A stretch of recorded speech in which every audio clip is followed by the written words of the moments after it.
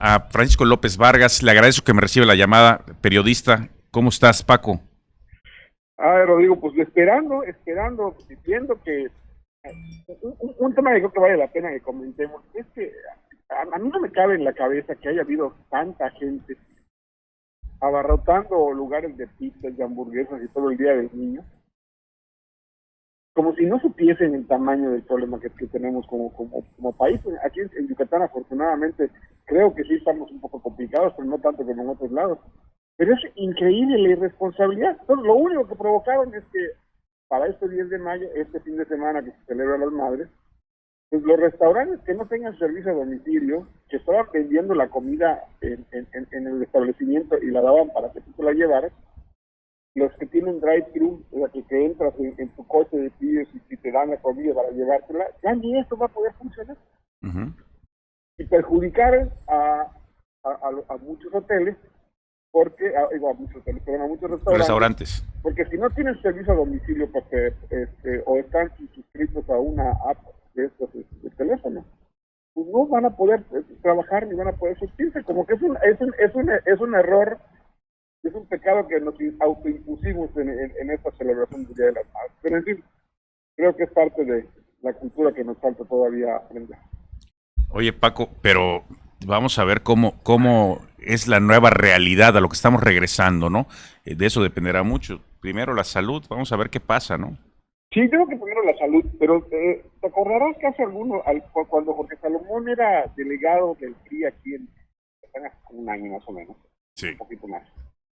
Te acordarás que en alguna de las pláticas que tuvimos con él en el programa, él nos hablaba de la necesidad de volver a platicar el tema del Pacto Federal y nos decía que él veía que había que hacer una revisión del convenio fiscal que tenía la Federación con los estados. Creo que era una necesidad urgente y muchos estados no la veían tan complicada ni tan urgente porque al final de cada año, como tú sabes, los gobernadores acudían a la Secretaría de Hacienda, platicaban con ellos, veían cómo estaba la finanza en el país y con buena parte de esos recursos ayudaban a los estados a que atenuaran un poco los déficits que hubieran podido tener en el ejercicio presupuestal del año anterior, ¿no? Uh-huh. Entonces, creo que medianamente con eso lograron atemperar un poco esta urgencia que tenían todos y que cómo se llama, y que no se veía reflejada realmente en el presupuesto. Uh-huh. Hoy, cuando tenemos un presidente que prácticamente ha tomado para sí la decisión de en qué se gasta y cómo se distribuye el dinero, pues prácticamente muchos gobernadores han dicho, caray, pues ya no es tan así, ¿no?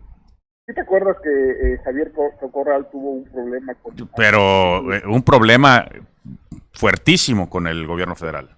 Con el gobierno federal porque querían que pasara por alto una lana que había sacado el gobierno para financiar. Le dieron el dinero al gobernador de Chihuahua, o sea, le dieron el dinero al gobierno de Chihuahua y ya se acabó el problema. Así es. y como si no hubiera habido delito así según Corral, ¿no? Así es. Se fue por otro lado. Pero ahora el problema que tienen muchos estados es que están viendo la falta de liquidez y la falta de apoyo del gobierno federal. Pero esta falta de apoyo no solamente la tienen los gobiernos estatales que son de partido diferente al del presidente. También lo acabamos de ver con los empresarios. Prácticamente el presidente sale en un discurso a decir que él gobierna para todos y que tiene que ver primero por los pobres y todo lo demás. Pero en su discurso lo que deja claro es que el gobierno no está viendo ni trabajando para todos, sino está definiendo a quién le conviene o a quién le urge más atender. Esa soltura con la que el presidente ha hablado del apoyo a los pobres y de todo lo demás, creo que no solamente es algo que todo mundo vemos bien, pero lo que no podemos ver bien es que hayan pobres de primera y pobres de segunda. Uh-huh. Los pobres de primera son aquellos que están cobijados bajo el manto federal y que el gobierno federal trata de que todos ellos tengan medianamente resuelto su día a día. con las becas, con los apoyitos, con ese dinero que de una forma u otra solamente se lo regresan al ciudadano, porque es un dinero de él que le llega a la federación vía pago de impuestos. Pero hay otros pobres, los pobres de segunda, que son esos que tienen que ir a trabajar a una fábrica, que tienen que ir a trabajar a una empresa, que han logrado sacar una lanita y han puesto un pequeño negocito en el que trabaja el cuñado, que el hermano, que la esposa, que los hijos. Esos pobres son pobres de segunda, porque el gobierno federal se niega, los he escuchado, al 80% de las empresas que son muchas y pequeñas en México, a darles cualquier tipo de apoyo. Bueno, ni siquiera han pedido el apoyo. Lo que han pedido es que el gobierno les retrase el pago de impuestos. Hay una flexibilización de todo el tema fiscal. Pues con este entorno medio complicado, 4 gobernadores, ahorita en abril lo hicieron público, el 13 de abril lo hicieron público hace prácticamente un mes, están exigiéndole a una revisión formal del Pacto Federal. Los gobernadores de Jalisco, de Nuevo León, sí, de Coahuila y Tamaulipas, todos ellos son, por supuesto que son de partidos diferentes a los del presidente, están pidiendo que se revise el pacto de con la federación, porque al menos dos de ellos aportan mucho más de lo que dicen, aseguran, se les devuelve, ¿no? Y que tienes, por ejemplo, a los gobernadores Enrique Alfaro, a Jaime Rodríguez, a Miguel Ángel Riquelme y a García Cabeza de Vaca, exigiendo una revisión porque consideran que es injusto el trato. El tema en realidad no es un tema que esté fuera de la mira. Como te comentaba yo al empezar la charla, lo platicamos con el gobernador Salomón Azad y decía que verdaderamente consideraban que sí era realmente necesario hacer una revisión porque como este pacto data de los 80, ha habido estados que han crecido, otros que se han reducido, y que la distribución que tienen de los impuestos federales al día de hoy está basada en esa tabla que se generó hace 40 años, y esa tabla ya no es operativa al día de hoy, ¿no? Entonces, incluso están hablando de salirse del pacto federal, ¿no? Así es. Y más de una ocasión, en el caso, por ejemplo, para aterrizarnos aquí en Yucatán, hemos oído que en Yucatán, en la época, en el siglo pasado todavía, a finales de los del 1900, Yucatán recibía creo que 90 centavos de cada peso, lo recibía vía la federación y teníamos un enorme dependencia del gobierno federal. Sin embargo, el crecimiento del Estado creo que ha permitido que eso medianamente cambie, varíe.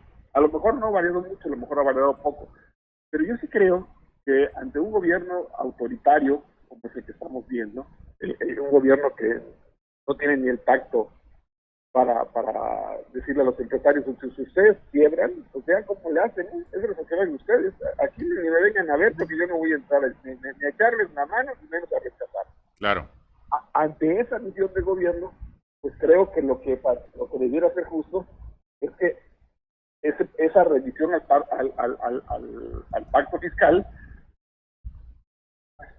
pues ya sea mucho más urgente, porque al final del día el gobierno federal se alimenta de alguna manera de esos recursos que todos los gobiernos le aportan. Mira, si algún gobierno piensa que es muy fácil desprenderse del pacto federal, yo pensaría que no lo es tan fácil, porque la manera como se hace la recaudación y todo lo demás dejaría en manos al final del gobierno central que él se devuelva tu dinero en lo que ellos arman el proceso para hacer sus propios cobros, o si creas o generas impuestos propios, pues también te meterías en una bronca porque el periodo de transición nunca sabes qué tan largo o qué tan corto puede hacer. Claro. Pero, por ejemplo, como te comentaba yo, en abril, en una reunión estratégica que hubo en Monterrey, más de 200 empresarios consideraron que es impostergable la revisión del Pacto Federal y la Ley de Coordinación Fiscal, y le dieron el apoyo a hasta mandatarios que tienen tan poca popularidad como Silvano Aureoles le hicieron caso cuando decían que más que la recaudación puntual, lo que se requiere es que los empresarios no despiden a sus trabajadores, enfocándose realmente al problema de la pandemia, ¿no? Claro. Y al día de hoy, lo que es urgente e impostergable es que esa ley de coordinación fiscal cambie y sea más justa y sea menos concentradora de los recursos federales. Tú me vas a decir de qué respuesta han tenido del gobierno federal. La respuesta que tuvieron del gobierno federal es una iniciativa de ley que mandaron al Congreso en la que el presidente es el que tiene la capacidad para decidir. Es una capacidad que ya tenía, y es una facultad que ya tenía, pero ahora estaba pensando ampliarla para que sea él el que defina en qué se gasta el presupuesto de la federación.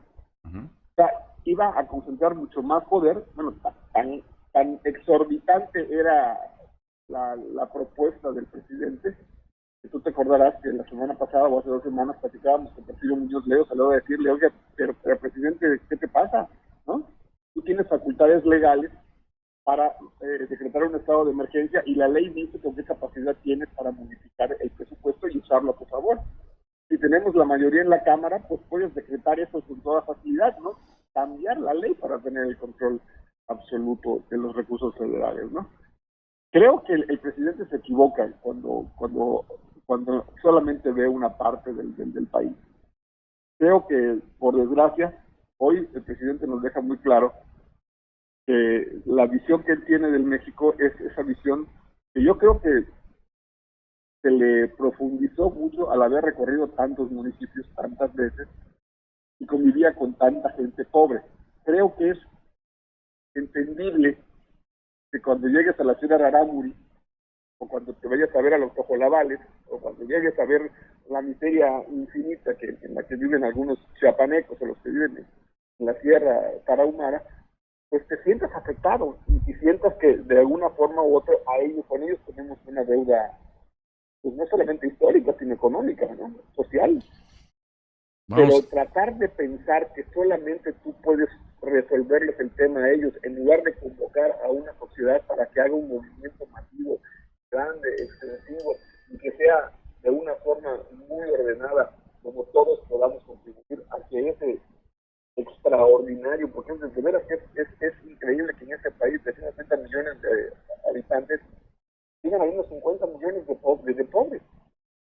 Creo que ahí es donde el presidente se está equivocando, porque no solamente está viendo a esa parte del país, sino está viendo a la otra parte, que es la que genera el empleo, la que genera la riqueza, la que genera los impuestos, la que genera una buena parte de la economía, que ok, a lo mejor tienen marginados esos 50 millones, pero que de una forma u otra pues, les alcanza, o de alguna manera viven, cohabitan en este universo económico que tiene México como país, ¿no?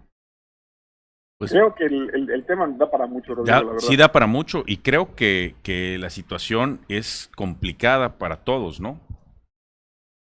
No solamente complicado, Rodrigo, sino que creo que es un problema de entendimiento. Y a veces también creo que los gobernadores, ante la incapacidad de con argumentos y de con hechos y con pruebas y con acreditarle al presidente el tipo de cosas que ellos consideran deben de ser, y que todas se las baten y a que todas les digan que no, pues han llegado a la desesperación de decir, bueno, pues si este no nos ayuda en nada, pues ¿para qué caramba les vamos a seguir apoyándolo a él, no?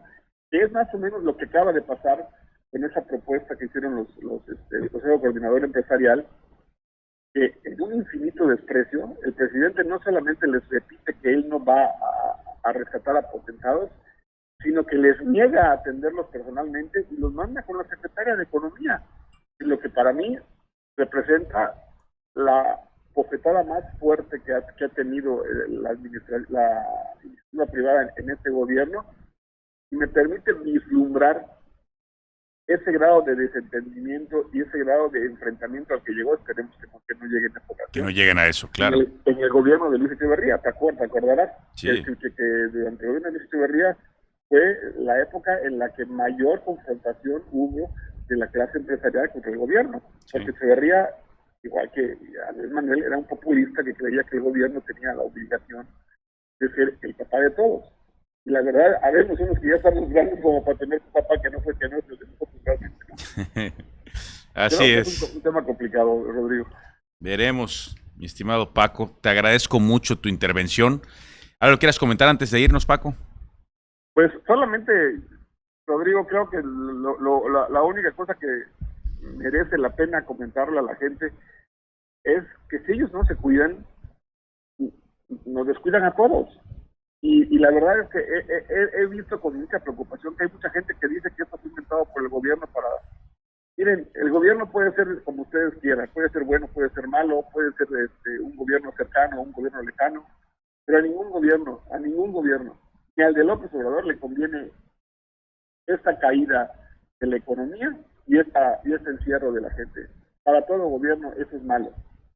Y los únicos que tenemos la posibilidad real de hacer lo que nos piden somos nosotros. Porque miren, si salimos en tropel a la calle antes de que sea buen momento, lo único que vamos a lograr es que pasemos otro tiempo similar o más o mayor encerrados. Así y es. eso es que nadie lo quiere. Así es. Bueno, pues Hagámosle caso a las autoridades, Rodrigo. escuchemos y hagámosle caso. Así es. Te agradezco mucho, Paco. Nos vamos a un corte y volvemos aquí desde Mérida.